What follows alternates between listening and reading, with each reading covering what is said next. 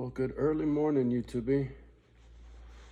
Tis the butt crack of dawn, for sure. Kimba over there sneezing or something.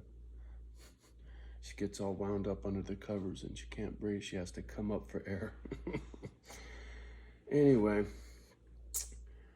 I needed to speak on myself. You know, this is kind of like a formal apology of sorts, or an explanation, or a combination of both. You know what I'm saying? Having a chance to calm down and get some good sleep. Got some more good sleep. I don't know how things work sometimes, for sure. That's why I'm always on a quest to try to figure out what the fuck's going on up here, you know? And where my head's at on a regular.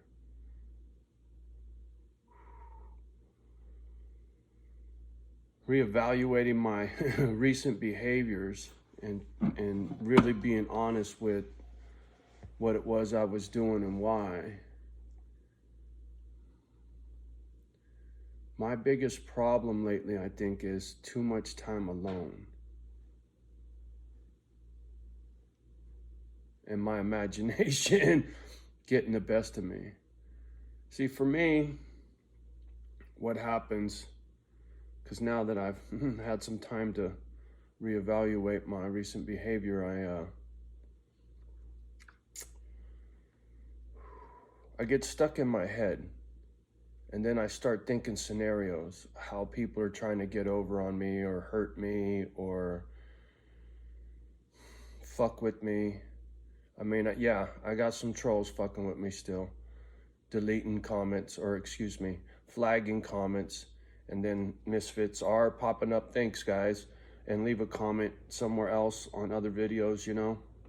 I appreciate that. I know it's a pain in the ass, and it's, you know, who wants to leave a comment just to see it disappear and then have to go do it again, right? I really, really appreciate that very much. And, you know, the little cowards that fuck with me, well, that's part of my big mouth, right? And putting that word troll, you know, hashtag troll, it was like inviting these little bitches to come fuck with me. I should have been listening to you guys. And that's my bad, right? It's hard for me to turn the other cheek when I feel like I'm being fucked with, right? When I'm stuck in my own head too much and I start thinking about people plotting against me, and it's just all this fucked up not being able to trust the world. And it's one of those things I really didn't realize I was doing and why. This is kind of one of those aha moments for me. So when I get to feeling those feelings, I'll be like, dude, you're just tripping, you know?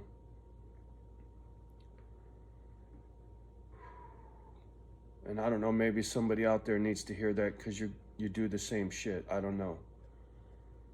But it's brutal, man. I can't tell you how many times I've sat here thinking about this family in the hood and what the fuck they're really up to, you know? And I can't live like that. I'm definitely selling this property. I got to get a hold of this real estate agent or find another one. I need to know what this place is worth so I can start planning my next move. Where I'm going to live, how much I'm going to have to work with. I have no doubt this place will sell quickly because, like I said, I've been eyeballing the real estate up here and it's fucking hot, boy. I mean, this is the time to be selling in the country. It's not necessarily the time to be buying in the country. So I have to kind of pick and choose where I go as far as seeing how far my dollar goes. I don't know. I just, you know, there's a lot still up in the air about picking a location in this country. I even thought about moving to Maui. My boy Dave Dog has him and Martin have a tattoo shop there, and Dave and Martin are some of my closest and dearest friends I got on this fucking planet. We all went to Spain together back in '06. That's the only time I ever went on a real vacation. I've only been on one real vacation in my whole life, in 60 fucking years. I've only left the continental United States twice. Once for Dave's wedding in Maui, and to Spain with Dave and Martin. And that's it, man. Those are the only 2 times I've been off the continental United States. Never been to Canada. One of my foster homes that I lived in, the foster dad was Hispanic from Mexico. And we drove from South City, that's South San Francisco, all the way to Mazatlan. And that's way south, if I remember right. Got to see the cliff divers, you know what I'm saying? It's fucking incredible. Ooh, here's a story for you. Fuck. Right? You forget stuff. This was a foster home where the foster mom used to beat me. She was a mean lady. She was a pretty lady, but she was mean. She was Creole, I think, because she had relatives in Louisiana, and we went and visited them. I remember getting bit on my foot by red ants while I was in this little creek grabbing crawdads, right? Because they eat crawdads, so I was out there catching crawdads, and I got bit by these red ants. But anyway, I digress. This foster mom, she was really mean. She used to slap the shit out of me in the face. She didn't punch me, but she slapped me, or she would whip me with Hot Wheel tracks, extension cords, all kinds of shit when she got mad at some little silly kid shit that I would do. But on the way to Mexico, man, I jump around. On the way to Mexico to go visit the foster dad's relatives, his name was Frank. I remember his first name. I can't remember her name. And Arevalos. Ooh, man, that almost made me cry. The Arevalos. I think that was their name. Pretty sure. So we're driving to Mexico. We cut through Texas. Them crackers down there, boy. And don't take offense when I say crackers if you're white. I'm not a hater, right? It's just terminology. I got ghetto mouth, right? So anyway, the crackers in Texas, we were at a restaurant. We were waiting to get seated. I remember this so fucking clear. And while we're waiting to get seated, you're talking to somebody, you know, table or whatever, they're writing it down, and the foster dad looks at the foster mom, and they were looking at the people in the restaurant, and every fucking eyeball in the restaurant was staring at them because they were brown, right? Like I said, she was light-skinned black. I'm pretty sure, Creole. I'm not real educated on. She had like pressed, straight black hair. And like I said, he was Hispanic. He was from Mexico. And I was a towhead blonde. And I went walking in there with these folks. And I remember hearing somebody say, "What are they doing with that little white boy?" And the foster mom and the foster dad were scared. They said, "Let's go." And I said something like, "I'm hungry." "Well, you're going to have to wait." Grab me by my hand, pulled me out of there. We jumped in the car, and I remember the conversation. Well, bits and pieces. And they were frightened. And I didn't understand because I was raised colorblind, right? And back then I was too little. When I was in that foster home, trying to remember grade, I was probably second, third grade. That was the foster home that I stayed in the longest. I got a lot of stories from that foster home. That was the foster home I ran away from.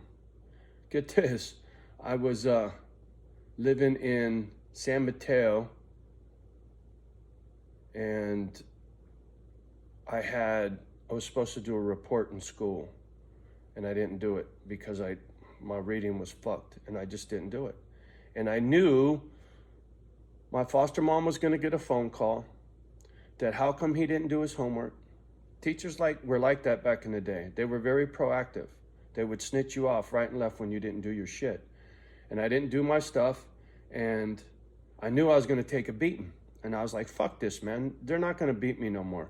So the only way I knew how to get to mom was down the 101 freeway. So what did I do? I told the foster mom, hey, I'm going to go to the store and go buy some bubble gum or some bullshit with my allowance, which I was allowed to do. And fuck you, Hillsdale Boulevard hits the 101. I knew that much. I didn't know how to go any other way because that was the only way the social worker took me to go see my mom. So I start walking down the 101 freeway as a little kid. And I'm talking, like I said, second, third grade. And somebody pulled over. Some dude pulled over. What are you doing? You can't be walking here. And I said, oh, crafty. I said, I ran away from home and now I'm going back home. And he goes, well, let me take you to your mom. And I was really leery. But me being me, picking up shit on the ground, I was always curious. And I was always just, how can I say this? I would find stuff and I was like a little hoarder or something. Anyway, I found a car antenna on the side of the freeway and I was walking down the freeway and I was playing with it, right? Open, close, right? With the antenna. And I was like, well, I don't know. Yeah, okay. Because he insisted, he goes, look, man, I can't leave you here. If you don't get in the car, I have to call the police. I was like, oh, fuck that. I said, all right, I'll get in. So I get in this man's car. He goes, do you know your mom's phone number? And I did. And so he called mom, no answer. He goes, well, I'm going to take you back to my house. I'm going to feed you and we'll call again. And I was like, okay. And the whole time I'm holding this fucking antenna, I was thinking, this motherfucker touches me, I'm going to beat him with this fucking antenna, right? It's just like me with my knife. Same thing about sleeping with the knife in bed. I was always worried about somebody coming to hurt me when I was a kid. And it wasn't, I mean, that foster home that gave me the beatings, that's part of the fucking reason, right? And then the other part was I heard horror stories from other foster kids about shit they've been through, right? Because 15 different foster homes, I live with a lot of different people and a lot of different kids. And some of them kids been through a lot of shit, whether it was their biological parents or foster parents fucking with them, right? There's a reason why kids get taken away from their families, you know what I'm saying? And so I was never scared to protect myself. So I get in this dude's car. He calls mom ain't there, and he goes, well, do you know how to get to your mom's house? I'm like, yeah. So he feeds me, drives me to mom's house. Mom wasn't home. He goes, where do you think she might be? Because I told him, don't call the fucking cops. They're going to take me back to the foster home, and that's who's been beating me, right? And that's what I told him because it was true. And he said, okay. So I said, maybe she's at Jimco, which was a store we shopped at. And so he takes me over to Jimco. They get on the loudspeaker is Kathy Morris, because when mom got remarried, that was mom's last name. That was my baby brother's dad's last name, Morris. James Morris, San Quentin. Anyway, is Kathy Morris. Kathy Morris come to the fucking whatever, right? Over the overhead speaker. Mom didn't come. He goes, well, let's try the house again. He goes back to the house and mom was home. And mom goes, what are you doing here? And then the truth came out to the dude that picked me up. I said, look, mom, these guys have been beating me. I'm not going back. I ran away. And the dude he's like, what do you mean? Huh? Who? You didn't run? And my mom's like, no, he wasn't living with me. He was in a foster home. And then the dude's like, oh shit. So I conned this motherfucker to take me to where I wanted to go. I was fucking crafty. Even as a little fucking kid, boy, I could spin a web. Trust me. So mom calls the social worker. The social worker comes and says, hey man, I got nowhere to take you. You know, would you please go back? I said, you bumped your fucking head. Are you crazy, lady? And I didn't say it like that, but I said, absolutely not. She goes, well, I might have to take you to juvenile hall. I said, that's fine. So they took me to juvenile hall, right? That's the youth detention facility. And they gave me a room to myself, right? I didn't have to because this was older kids shit. There wasn't much for little kids in there, right? Little kids are in the foster home. The older kids, something goes wrong, you end up in Hillcrest, is what they called it. And I think I spent the night there, and then the next day they got me a temporary foster home, and then they got me a legit foster home. And it crushed my mom because she blamed herself for me being abused in the foster home because she couldn't hold it down, you know? Man. From crackers in Texas to running away from home down the freeway, you know? So when it comes to my distrust of the world, I got a lot of reasons, trust me. There you go. Can you say trust one more time? It's tough, man. It's so tough. Like I said, man, I start spinning this shit in my head like, what are these motherfuckers doing, right? Who the fuck's been watching all my shit from the mobile home park for the Keith management? There was a lot of stuff from the mobile home park that I wasn't talking about Keith management, right? But somebody's been very, very targeted in that part of my history, right?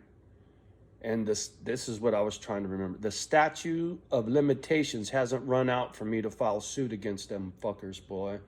It's some mighty deep pockets, but I can't put myself through that because then I'll start mind fucking myself about the lawsuit, and I know better, right? I mean, if some goody two-shoe lawyer said, hey, I got this, I got all I need, you got nothing to do with this, and a few years from now, you're going to have a payday, I'd say, fuck it, here you go, dude. But I don't want to, I can't drudge all that shit up. It's when I was drinking heavy because of all that stress. So as I sit here alone, sober, nothing to hide behind, nobody to hide with, it's brutal. Like I was saying, there's times where I wish I could just go get fucking hammered, trust me. Because for about 2-3 hours, you're just fucking, right? You're feeling pretty fucking good until you get too fucking drunk. And then the anger starts up, and then all those fucking things start spinning in my head again. It's such a vicious fucking circle when it comes to the booze. Anyway, I had no intention of talking about that foster home, but boy, I got some stories from there, trust me.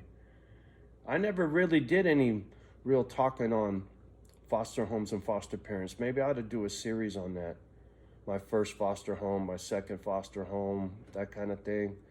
There's some good too. I met some really good people and had some good experience in some foster homes. Some people actually do that, be a foster parent for the right reasons, right?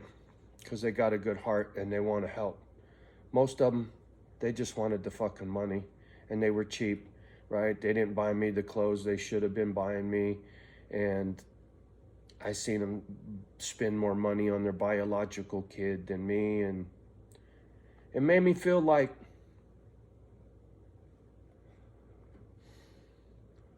I wasn't worth what normal people were worth, right? Can't read, can't do good in school, can't have my mom. It makes you feel like a second-class citizen, like you're thrown away, you know? Those fucking memories. Anyway, I'm gonna get off the gadget before I get all fucking blubbery-faced. Fuck. Y'all have a great day. Much love and respect for me and the girls. Like, subscribe, and share. Leave a comment, and I'm so sorry if it disappears. Hopefully the trolls will get tired one day. Who the fuck knows? It is what it is. Consequences for your actions. Me and my big mouth, right? Love the ones that love you back. Do your best with the trolls. And we'll talk soon. Peace.